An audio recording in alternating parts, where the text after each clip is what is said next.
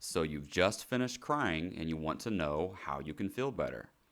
In this video, we're going to cover how to feel better after crying with just 2 simple steps. So dry those eyes and let's get started.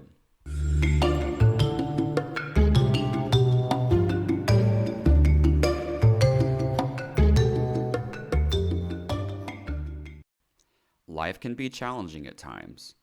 We all experience sadness now and again, whether it's the result of something minor, such as watching a sad movie, or perhaps something major and much more personal in nature, a breakup, the loss of a job, or even the loss of a loved one.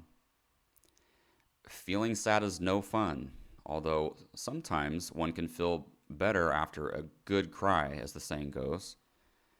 If we cry long enough, it turns out those feel-good chemicals called endorphins release to help ease emotional pain and provide a sense of calm and well-being. And just as a quick side note, isn't the body's intelligence here truly something to marvel at?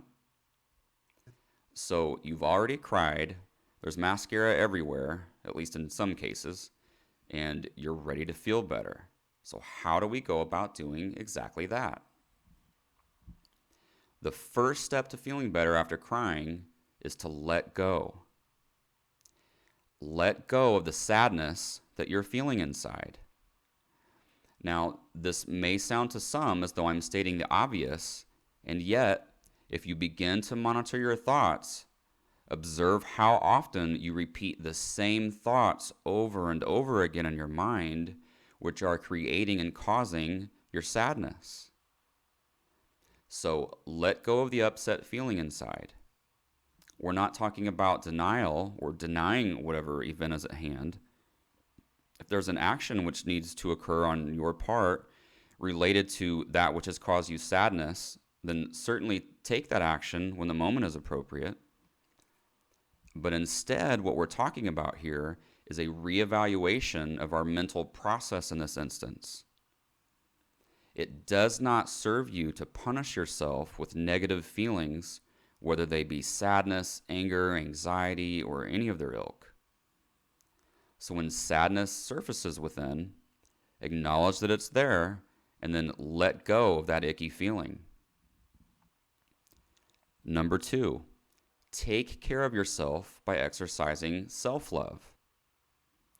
Now, self-love is a foreign concept to most of us. And with that in mind, be sure to watch until the end of this video, as I'm going to include a link to another video I've created entitled "What is Self-Love?" that will explain this concept more in depth. But for our purposes now, in this moment, self-love or self-care simply means loving oneself or looking after one's self. You know how a mother feels love towards her child? Feel this same degree and depth of love for yourself. Love yourself so much that you care very deeply about how you feel, and so deeply, in fact, that you might not be prone to giving over your happiness to sad feelings the next time they begin to arise. With self-love, we're not talking about narcissism or egoic idolization of oneself. We're talking about loving yourself on a deep level and caring profoundly for your well-being.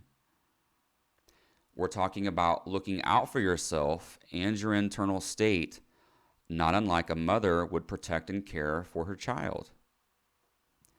So what does that look like to you in this moment? Based on how you're presently feeling, what might help lighten your mood?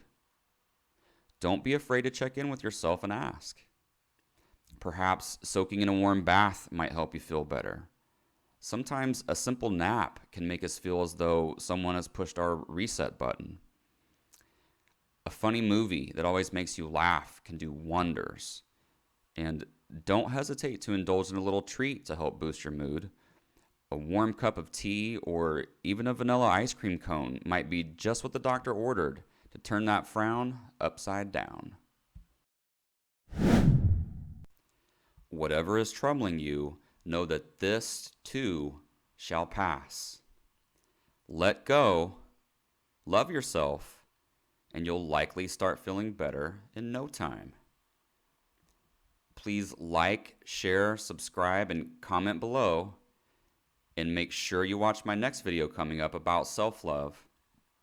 Be happy, have a great day, and I'll talk to you in the next video.